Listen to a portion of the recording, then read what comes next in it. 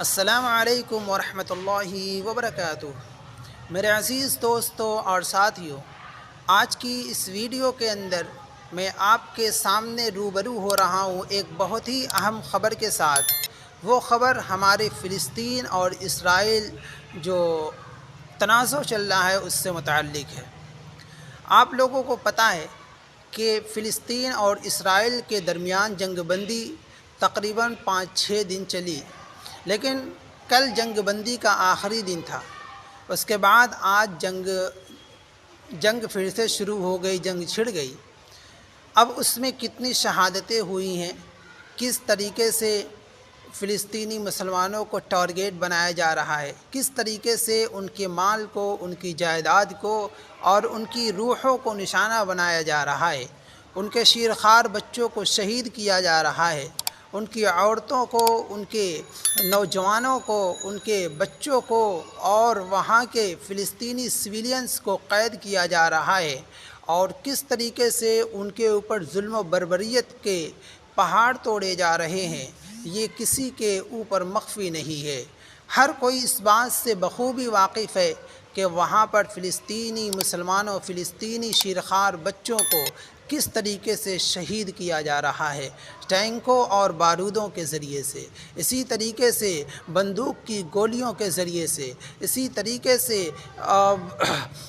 Technical ہتھیاروں کے ذریعے سے، اسلحوں کے ذریعے سے ان کی زندگی کے ساتھ کھیلا جا رہا ہے، ان کو تباہ اور برباد کیا جا رہا ہے۔ فلسطین کی سرزمین جس کو اللہ جل جلالہ نے مقدس سرزمین ارشاد فرمایا تھا، اللہ رب العزت نے قرآن کریم کے اندر اس کے بارے میں فرمایا تھا، سبحان الذی اسریٰ بعبدہ لیلا من المسجد الحرام الی المسجد الاقصی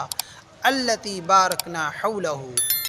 لنریہ من آیاتنا۔ اللہ رب العزت نے اس سرزمین کو مقدس سرزمین بنایا ہے، لیکن آج میں بڑے افسوس کے ساتھ یہ بات کہنے لگا ہوں کہ اسی روئے زمین کے اوپر بسنے والے انسان اس مقدس سرزمین کو بچوں کے خونوں سے اس کو رنگین کر رہے ہیں، ان کے خونوں سے وہاں کے فلسطینی بچے اپنے خون دے کر کے اس سرزمین کو سیراب کر رہے ہیں۔ لیکن افسوس کی بات یہ ہے کہ جنگ بندی کے بعد آج جب پھر سے جنگ شروع ہو گئی ہے تو ایسی صورتحال کے اندر خبر آ رہی ہے کہ تقریباً صرف آج کے دن میں جو جنگ ہوئی ہے اس جنگ کے نتیجے میں 70 لوگ جام شہادت نوش فرما چکے ہیں۔ اس لیے ہمیں ضرورت ہے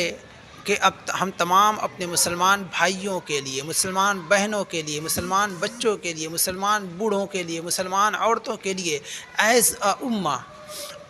امت کے طور پر، ایک ملت کے طور پر، ایک اسلامی رشتے کے طور پر ہم اپنی نمازوں میں، اپنے تہجد کی نمازوں میں، اپنے نوافل میں، اپنے فرائض میں، اپنے دعا و اذکار میں ان بھائیوں کے لیے اپنے دستے دعا کو دراز کریں، اور اللہ رب العزت سے یہ دعا کریں کہ اللہ ان مسلمانوں کی مدد فرما۔ دنیا کے اندر جہاں بھی مسلمان پریشانیوں کا اور مصیبتوں کا شکار ہو رہا ہے، اے اللہ تو ان کی مدد فرما، غیب سے